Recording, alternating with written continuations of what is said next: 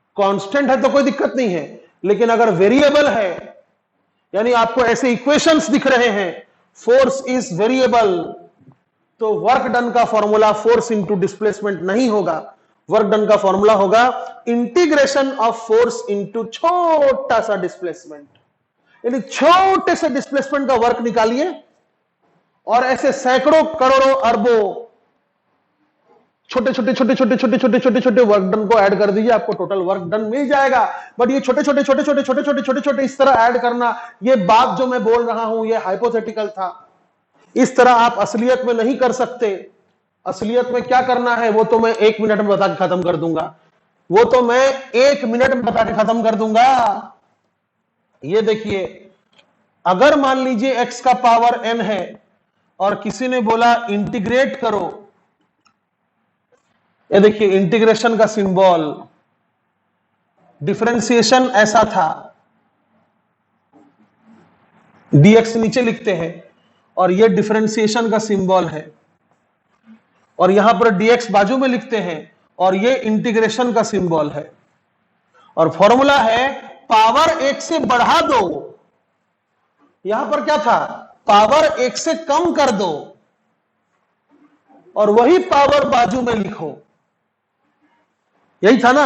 यहां पर है पावर 1 से बढ़ा दो और बढ़ाकर नीचे लिखो, बढ़ाकर नीचे लिखो।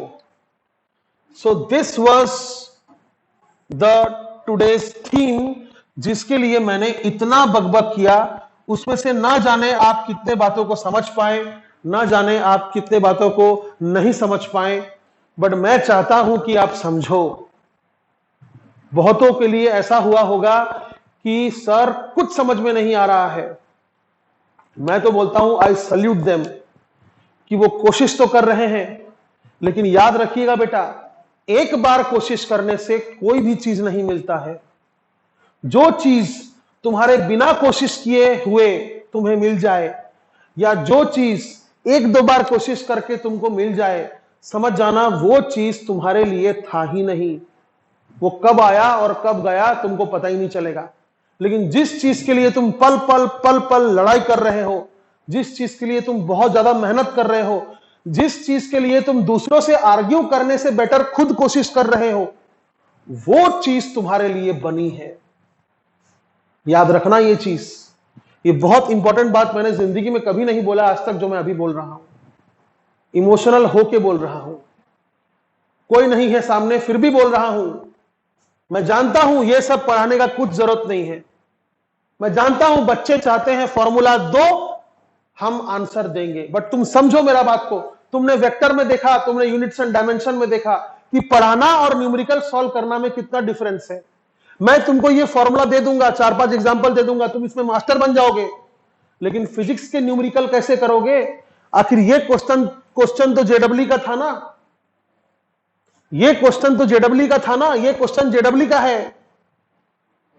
अब जेडब्ल्यू टफ नहीं है, जेडब्ल्यू टफ नहीं है। करना क्या है, इसको इंटीग्रेट करना है, आंसर लाना है।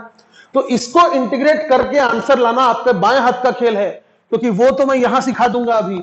बट ये इक्वेशन कैसे लाओगे, क्वेश्चन पढ़ के समझोगे कैसे कि इंटीग्रेट करना है। दर्द को समझो मेरा। चलो आगे बढ़ते हैं। तो जैसे मान लीजिए x का पावर 7, किसी ने बोला इंटीग्रेट करो। ये देखिए, किसी ने बोला इंटीग्रेट करो, यानी ये और ये 3 चीज नहीं है, एक ही चीज है। इंटीग्रेट करो with respect to x, differentiate करो with respect to x। x का पावर 8/8, बच्चों का खेल है। पावर 1 से बढ़ा दिया, बढ़ा के नीचे भी लिखा, खत्म। फिर प्लस c लिखते हैं, वो बात बताऊंगा, अभी आप टेंशन मत लो, अभी आप टेंशन मत लो। प्लस सी छोड़ो, अभी इतना ही सीखो। किसी ने बोला x का पावर कुछ भी 19, बताओ जल्दी बताओ। अरे यार सिंपल है, पावर बढ़ाओ, बढ़ा के नीचे लिखो। अरे ट्रिग्नोमेट्री, लॉगरिथमिक, एक्सपोनेंशियल जब आएगा तब देखेंगे, अभी इस पे तो क्लियर हो जाओ अच्छे से। तो समझ गए ना, तुम्हें इस चीज को इंटीग्रेट करना है। कहां से कहां तक वो भी तुम समझ चुके हो। x इज इक्वल टू 0 से लेकर x is equal to 10 metre तक। क्या 0 के नीचे तुम वर्क कर रहे थे? क्या 10 के ऊपर तुम वर्क करोगे? नहीं। तुम वर्क कहां से कहां तक करोगे? ये dx कहां से कहां तक जाएगा? ये x कहां से कहां तक जाएगा? ये x कहां से शुरू हो सकता है? 0 से। ये x कहां तक खत्म होगा? 10 तक। समझे? तो चलो वर्क निकालते हैं और सेशन खत्म करते हैं। याद रखना, पूरा सेशन में मैंने तुमको सिर्फ एक ही फॉर्मूला सिखाया। ये अगर तुमको समझा तो ग्रुप में जरूर बताना मेरे को कि हां सर इंटीग्रेशन क्यों करते हैं, हमको समझ गया। जरूर बताना। I will wait for your reply. दुखी मत करना मुझे। और अगर नहीं समझा तो मुझे बोलना सर नहीं समझा, ठीक है? पर दोबारा तिबारा चौबारा जरूर कोशिश करना और फिर बोलना मेरे को नहीं समझा। चलो, तो मुझे इंटीग्रेट करना है 500 माइनस एक्स डीएक्स को। इस चीज को मुझे इंटीग्रेट करना है। इसको डरावने तरीके से मत देखो। एक काम करो, तुम जानते हो कि तुमको एक बार 500, ये देखो, तुम ये ब्रैकेट है, इसको तोड़ सकते हो, इसको तुम ऐसा लिख सकते हो, लिख सकते हो ना? क्या मैं बोल सकता हूं कि अगर इन दोनों के बाहर dx लिखा है, अगर इस चीज को इंटीग्रेशन करना है तो एक बार इसे इंटीग्रेट करना होगा और एक बार इसे इंटीग्रेट करना होगा? बोल सकते हो? तो कर दो इंटीग्रेशन। सर यहां तो x ही नहीं है। क्या बात कर रहे सर, है ना? अरे भाई ये वो x नहीं है यार, ये तो dx एक ही चीज है। यहां x नहीं है तो मैंने आपको सिखाया है, जब x ना हो तो x का पावर 0 लिख सकते हो। जब x ना हो तो x का पावर 0 लिख सकते हो। अब क्या करोगे? x का पावर कितना है? 500 तो 7 चलेगा, 500 तो 7 चलेगा, कांस्टेंट है वो। x का पावर यहां कितना है? 0। क्या कहता है? पावर 1 से बढ़ाओ और बढ़ा के नीचे भी लिखो। तो 0 प्लस 1 कितना होता है? 1। 0 प्लस 1 होता है 1, यानी x का पावर 1 अपॉन 1। 0 प्लस 1 यहां लिखा और यहां लिखा फॉर्मूला के हिसाब से, माइनस x का पावर कितना है? 1, तो पावर 1 से बढ़ाओ 2/2। अब अच्छे से लिखो एक बार, बहुत हो गया। इसको अच्छे से लिखो। क्या लिखोगे? इसको लिखोगे 500x। तो रट लो, याद करो, मैंने तुमको रटने बोला था कि 6x का डिफरेंशिएशन 6। और याद करो, मैंने बोला था कि इंटीग्रेशन इज उल्टा ऑफ डिफरेंशिएशन। इंटीग्रेशन इज उल्टा ऑफ डिफरेंशिएशन। समझे? तो अगर 6x का डिफरेंशिएशन 6 है तो 6 का इंटीग्रेशन 6x होगा। रट लो। समझे? तो 500 का डिफरेंशिएशन 500 इंटीग्रेशन, सॉरी 500 का इंटीग्रेशन, 500 का इंटीग्रेशन x नहीं है ना, तो 500x। 7dx कितना होगा? 7x। समझे? 18dx कितना होगा? 18x। और 18x का डिफरेंशिएशन 18, 7x का डिफरेंशिएशन 7, 500x का डिफरेंशिएशन 500। यानी अगर 6x है, x का पावर 1 है, तो उसका डिफरेंशिएशन 6, और 6 का अगर तुमने इंटीग्रेशन कर दिया तो क्या मिलेगा? 6x। Reverse process. तुम इसको डिफरेंशिएट करोगे ना तो तुमको x मिल जाएगा। तुम अगर इस चीज को डिफरेंशिएशन करोगे तुमको x मिल जाएगा, और इसको इंटीग्रेट करोगे तुमको ये मिल जाएगा। Integration and differentiation are reverse of each other. समझे? हो गया? तो this is the work done. Sir ये कैसा आंसर है? अबे पुट तो करो। तुम्हारा x कहां से कहां तक वेरी कर रहा था? तुम्हारा x कहां से कहां तक वेरी कर रहा था? 0 से 10। तो एक बार क्या करो, वर्क का जो फॉर्मूला तुमको मिला है, तुमको जो वर्क का इक्वेशन मिला है, इस इक्वेशन में एक बार तुम x is equal to 10 put करो और एक बार तुम x is equal to 0 put करो और माइनस कर दो। यानी this is the method how to do the integration. यहां तक तो इंटीग्रेशन कर लिया तुमने, यहां तक तो इंटीग्रेशन तुमने कर लिया। अब आगे क्या करोगे? एक बार x की जगह 10 पुट करोगे, यहां भी और यहां भी, और उसको कैलकुलेट करके लिख लोगे कितना हो रहा है। एक बार तुम क्या करोगे? x की जगह 10 पुट करोगे, 500 इंटू 10 5000 माइनस x की जगह 10 पुट करो, 100, x का स्क्वायर 10 का स्क्वायर 100/2, 100/2 कितना होगा 50। सॉल्व कर लो इसको, कितना हो रहा है 4950 जूल। ये तुम्हारा आंसर है। सर जीरो पुट नहीं किया, करो। तुम जीरो पुट करोगे तो यहां भी जीरो हो जाएगा, यहां भी जीरो होगा, 0 - 0 0 होगा। क्यों पुट करूं मैं? सब जगह अगर x हो तो जीरो पुट मत करो ना, जीरो ही तो आएगा। तो दिस इज द आंसर। याद करो, सबसे नीचे वजन था 500 न्यूटन, उसको पुट किए थे तो 5000 जूल आंसर आ रहा था, और सबसे ऊपर था 4900, तो ना ही वो और ना ही ये, आंसर आया है 54950। इतना वर्क तुम करोगे। तो आज का टॉपिक ये नहीं था मेरा मकसद कि तुमको मैं वर्क का फॉर्मूला सिखाऊं, वो तो मैंने आपको मजाक मजाक में सिखाई दिया कि work is equal to integration of force into displacement. ऐसा work is equal to integration of force into displacement, dx। ये dx सिर्फ स्टाइल है लिखने का, करते कुछ नहीं है, करते तो इक्वेशन लिखते हैं, इंटीग्रेट मारते हैं, खत्म। समझे? जहां इंटीग्रेट तुमने कर दिया फिर ये सिंबल मत दो, क्योंकि इंटीग्रेशन हो चुका है।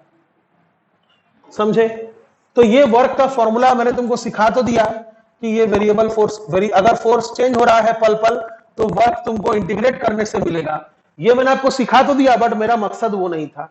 मेरा मकसद सिर्फ इतना था कि 1% इस क्वेश्चन का समझो। और वो क्या है 1%? इतना जो मैंने बड़बड़ किया उसका 1% क्या है?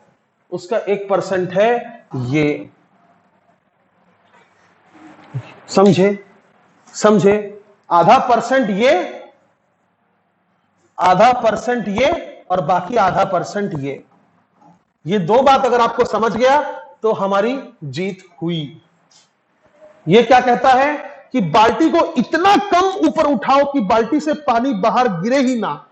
हाइपोथेटिकल बात है, बट हम समझ सकते हैं कि ऐसा सोचने से क्या होता है। डेल्टा एक्स वो चेंज इन पोजीशन है जितना हम अगर बाल्टी को उठाएं तो पानी बाहर गिर जाएगा, लेकिन डेल्टा एक्स अगर टेंड्स टू 0 हो जाए तो वही डेल्टा एक्स बन जाता है dx, और dx वो डिस्प्लेसमेंट है, इतना छोटा डिस्प्लेसमेंट है कि पानी लीक ना करे।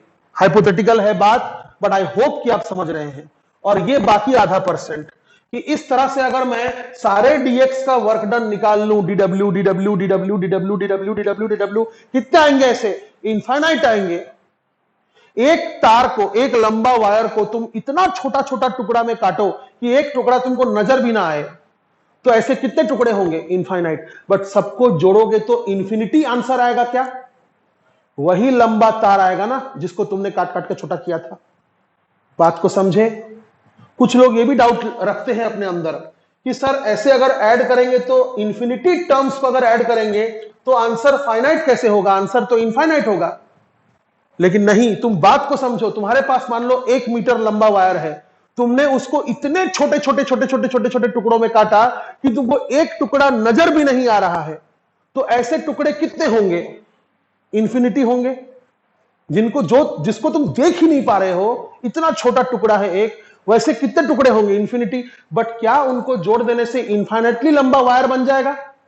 नहीं ना, वही 1 मीटर बनेगा। तो ये वही 1 मीटर है। सारे dw को अगर जोड़ेंगे तो कोई पगला इस तरह लिखेगा, बट इस तरह नहीं लिखा जाता है, इस तरह लिखा जाता है। और इसको फिर आगे क्या करते हैं वो तो पल भर का काम था। 10 मिनट में सेशन खत्म कर दिया होता मैंने, और आपको बहुत रिलैक्स मिलता। अगर मैं आपको ये फॉर्मूला सिखाता, 2-4 एग्जाम्पल सिखाता और बात खत्म, तो आपको बहुत रिलैक्स मिला होता, आप मुझ पर बिल्कुल गुस्सा नहीं होते।